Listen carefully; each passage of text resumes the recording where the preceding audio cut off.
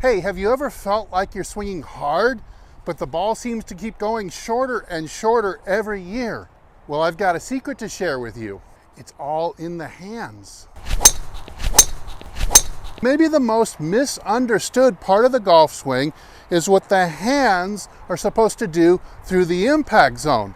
So today, with the help of some really cool POV angles, some pro models, and the latest data, let's see if we can't clear up the mystery so you can finally hit some longer and straighter shots. All right, now for the money shot. Let's watch the left arm by itself come into the ball. You're gonna notice I'm going to be rotating my forearm about 90 degrees in order for the club to come around and square up.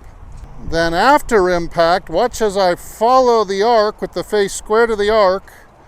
My left hand is going to go into extension. So I keep going around the arc. The slow 180 degree roll of the forearm finishes. So we have 90 degrees of rotation of the forearm spurred by action at the upper arm. You can see how the handle of the club reaches its utmost outwards point at my right thigh and then starts curving left. Here now my forearm. See it start to rotate. The handle of the club is also slowing down at this point to get the club head to whip past. The forearm doesn't stop here. The wrist is going into extension or folding backwards. The elbow is tucking down into the ribs, and I'm completing a 180 degree rotation of this thumb from south to north.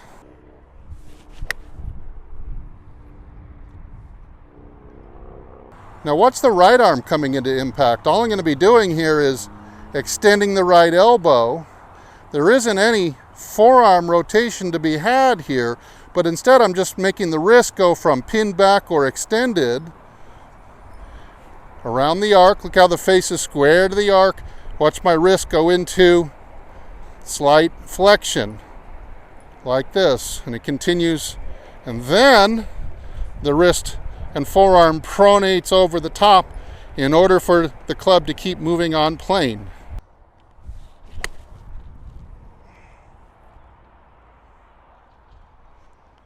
Now, I always like to think of the hands as being a team effort.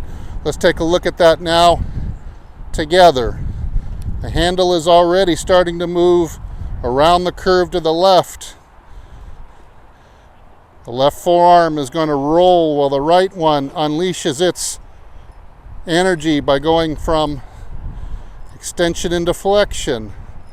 Watch the club face just tracking perfectly square to the arc. Here's impact on a 9-iron with the handle about 4 inches in front of the ball. There's our nice compression and forward lean divot location. Look at the position of the wrists here. The left wrist is kind of flat. The right wrist also kind of flat. The right elbow has not quite fully straightened yet. That's going to happen right here, 30 inches past the ball, is when both arms will be straight for the only time in the swing. The club head is tracking back around to the left, but still square to the arc. Now, you see, watch my forearm now crosses over, way over here. The club face is still square to the arc, but this is why you're not going to hook the ball into your neighbor's backyard with the action that I've been showing you in previous videos. One more time. If you'd like, you can even take the left wrist and tuck it down like this. It's still going to flap through. Here we go. Square to the arc. Release it to here, and then right forearm crosses over. Now let's watch it again from the face-on view. I've got the club in great position here. The handle is already going to start its journey leftwards and then upwards, kicking the club down and out. Watch as my forearm, right now the glove logo is facing the camera. At impact, it will be turned 90 degrees. and face down the target, like that. The left wrist is going to be going from either, you can have it flat if you want, or if you want to get really fancy, you can go like Colin Morikawa or Dustin Johnson. You can have it a little bit bowed in the slot. Either way is going to work just fine. But coming through impact, you're going to be whipping that thing, throwing that thing into extension, pin back like this.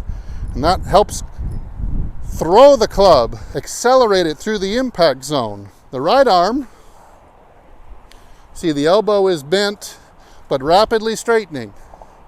The right wrist is pinned back into extension, but it's going to be rapidly flexing or throwing its energy, throwing the club head up the fairway as the elbow straightens. This is your sidearm or submarine throw feel that you're after. Of course, you'll have a few inches of forward lean. The right wrist on an iron may still be slightly bent back to create this forward lean, especially if you wanted to create a little bit more of a low trajectory shot. You might have it like this a little bit more. However, a driver is going to be more up here, and the same swing in the last 5 or 6 inches is going to come out of that angle and be more flat. It's heading into flexion like this. It'll be restricted by the left hand being on the grip like this, but right now the club is square to the arc, heading back to the inside. I'm throwing it free, doing my whipping action.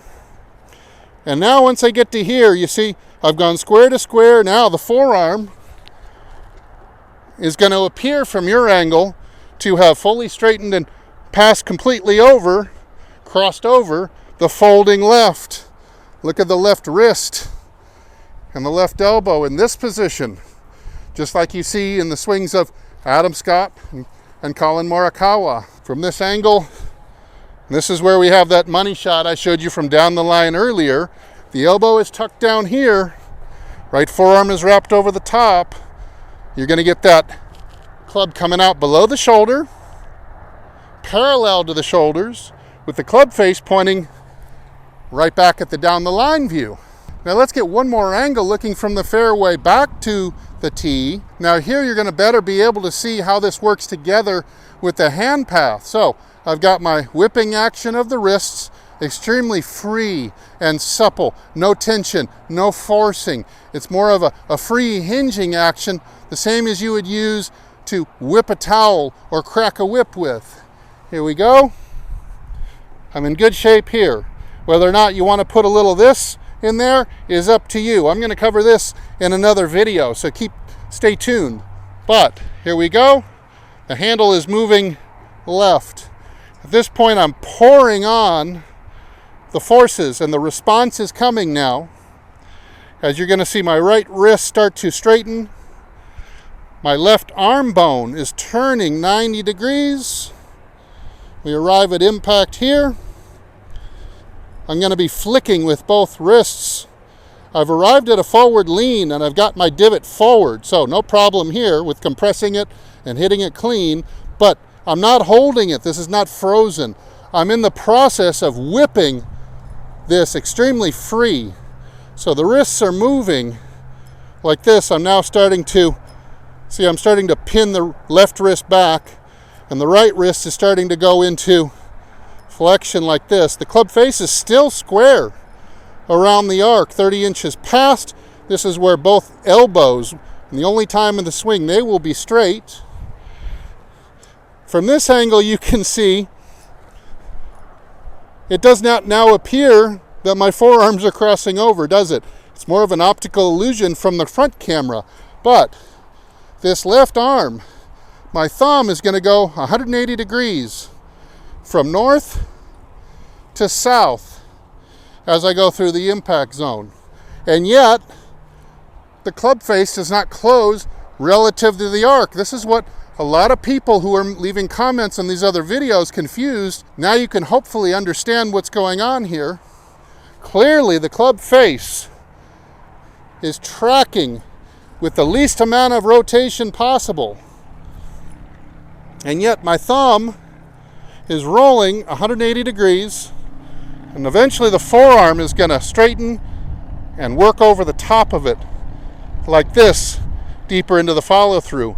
Notice how the elbow is in this tucked in position, like I've done my pole wrapping exercises like this, and I'm whipping the club around like that. So in this manner you can get the greatest amount of speed with the least amount of effort, and you can keep the club face tracking so beautifully that your ability to hit balls really straight goes way up. So in summary, we're looking for a free and quick whipping action around the circle, while the body simply provides a brace to hit against and positions us so that the handle of the club can give us benefit, increase the maximum club head speed, while also giving us some extra squaring force so that we don't have to rely on rolling the shaft of the club in order to hit the ball straight. Hey, thanks so much for watching the video all the way through. You can continue to support the channel by hitting the like button right now, leaving a comment down below, and sharing this video with another golfer who needs some distance. If you're not subscribed already, I invite you to do that and turn on your bell notifications. Head over to my website, hititlonger.com, where you're going to find hundreds of more great videos and articles that I'm sure are going to help you become a better golfer. Now, if I don't see you in the next video, which I hope I do, but if I don't, I'll see you longer and straighter down the fairway. Everybody take good care.